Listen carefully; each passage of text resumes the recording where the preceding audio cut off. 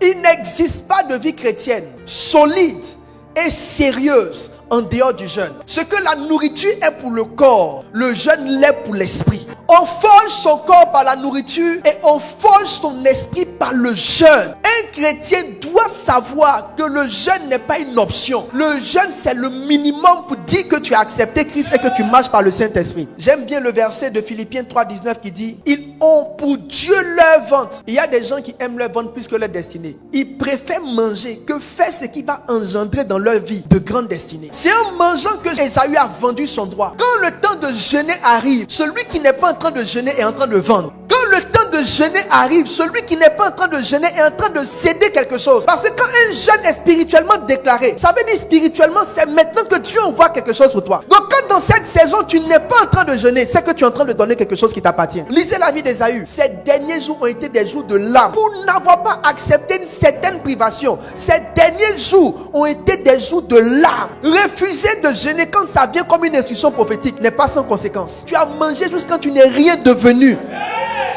Tu vas jeûner un peu pour que Dieu rentre dans ton combat, pour que Dieu prenne tes fardeaux, pour que Dieu se batte avec toi. Ça, tu ne peux pas le faire. Ils sont pour Dieu leur ventre. Quand tu te lèves le matin, tout ce que tu as envie de faire, manger. Ton ventre te dit mange. Et tu te lèves aussi, tu manges. Il dit leur fait sera la perdition. Ils mettent leur gloire dans ce qui fait leur honte. Pendant que tu es en train de manger, le ciel a honte de toi. Il est midi, tout le monde est en train de chercher Dieu. Toi, tu es assis quelque part. Tu manges juste quand tu laves tes doigts.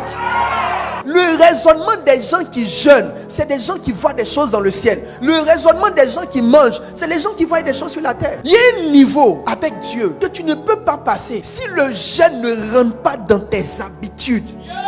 Une semaine ne peut pas passer sans que tu n'aies au moins un jour de jeûne. Passer une semaine sans jeûner, c'est rétrogradé. Ceux qui jeûnent seulement quand ils ont les problèmes. Cette manière de jeûner, c'est de l'escroquerie spirituelle. Le jeûne ne vient pas seulement quand Satan t'attaque ou quand tu as des problèmes. Le jeûne, c'est le moyen pour toi de nettoyer ta relation avec le Seigneur, d'établir ta connexion et de vivre l'idylle. Le jeûne entretient tes acquis. Le jeûne entretient tes dons. Le jeûne entretient ton inspiration. Le jeûne bâtit ta spiritualité. Le jeûne entretient tes yeux spirituels. Le jeûne nettoie tes oreilles spirituelles.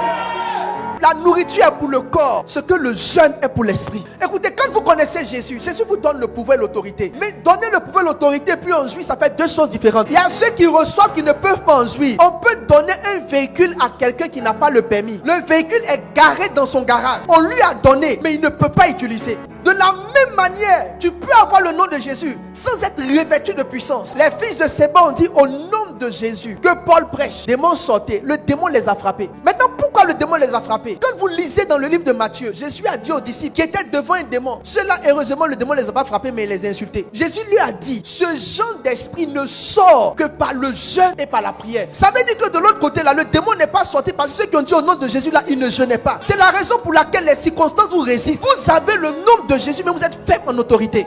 Un chrétien charnel ne peut pas accomplir les pensées du Seigneur.